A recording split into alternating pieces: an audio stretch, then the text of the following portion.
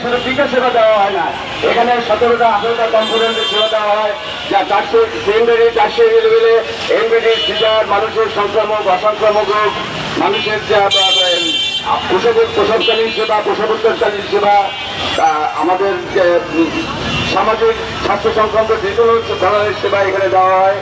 বিগত যে কোভিড-19 সময় সারা পৃথিবী যখন অচল হয়ে গিয়েছিল, সারা পৃথিবীর উন্নত দেশে যখন লক্ষ লক্ষ মানুষ মারা যাচ্ছিল, তখন এই বাংলাদেশে কিন্তু এই বেসরকারি যত ক্লিনিক ছিল, যত স্বাস্থ্য প্রতিষ্ঠান বন্ধ হয়ে গিয়েছিল।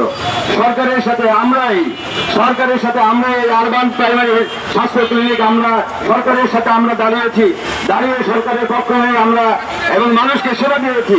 আজকের প্রায় 70 লক্ষ মানুষকে আমরা আরবানে টিকা দেওয়া হয়েছে এবং এর ফলে লক্ষ লক্ষ মানুষ তার জীবনকে ফিরে রয়েছে।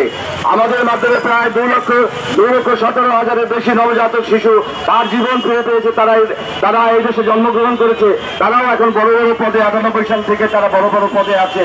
আমাদের এই সময় স্বনির্বন্ধন আবেদন মাননীয় প্রধানমন্ত্রীর কাছে আমাদের দিকে তাকিয়ে, দেশের দিকে তাকিয়ে, দেশের স্বাস্থ্য সেবার দিকে তাকিয়ে যারা এটাকে ভুল পথে নিয়ে গিয়ে এই প্রকল্পটাকে বন্ধ করে দিতে চাচ্ছে, এই প্রকল্পকে গলা টিপে দিতে যাচ্ছে, আপনি তাদেরকে চিহ্নিত করুন।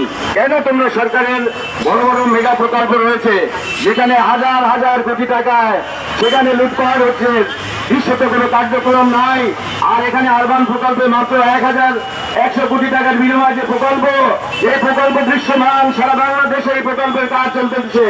আমাদের 12টি সিটি কর্পোরেশন, 18টি পৌরসভা এবং এর মাধ্যমে আমরা 45টি পিএডি এর মাধ্যমে এই আরবান প্রকল্প আমাদের সারা বাংলাদেশে স্বাস্থ্য সেবা দিয়ে যাচ্ছে।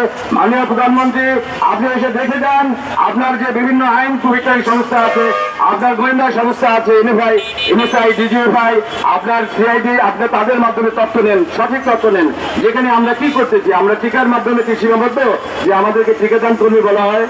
আমরা সেকেন্ডারি টারশিয়ারি লেভেলে যত ধরনের স্বাস্থ্য সেবা আমাদের আছে সেটাকে আমরা বাড়াতে চাই। আপনি যদি চান এটার সাথে আরো সংযোজন করে একটি পূর্ণাঙ্গ হসপিটাল আকারে রূপদান, সে সেবা দেওয়ার মতো এখতিয়ার, সে সেবা দেওয়ার মতো ক্ষমতা আমাদের কর্মীদের আছে এবং আমাদের কর্মীরা অত্যন্ত দক্ষ। এদেরকে লক্ষ লক্ষ কোটি কোটি টাকা খরচ করে একটা কর্মীকে একটা দক্ষ বাহিনী, কর্মী বাহিনী, স্বাস্থ্য বাহিনী হিসেবে গড়ে তোলা হয়েছে এই দেশের মানুষের সেবার জন্য। আমরা আমাদের দিন রাত আপনার পাশে থেকে আমরা মানুষের সেবা দিয়ে যাচ্ছি। গ্রামের পর্যায়ে স্যাটেলাইট টিমের মাধ্যমে গ্রামের ঘরে ঘরে আমরা যাচ্ছি। মাননীয় প্রধানমন্ত্রী, যে ঘোষণা আপনি এখন দিয়েছেন যে আপনি এই দেশের জন্য আশীর্বাদ হিসেবে আসছেন 12 ফেব্রুয়ারির পরে, আপনি এসে এই দেশে আপনি যে কার্ডগুলো দিয়েছেন, ফার্মার্স কার্ড, ভিজিটিং কার্ড, কৃষক কার্ড, ফ্যামিলি কার্ড, আবার স্বাস্থ্য কার্ড দেওয়ার প্ল্যান করছেন। এই স্বাস্থ্য কার্ড কিন্তু এই প্রকল্প থেকে অনেক আগেই দেওয়া হয়েছে। 1998 সালে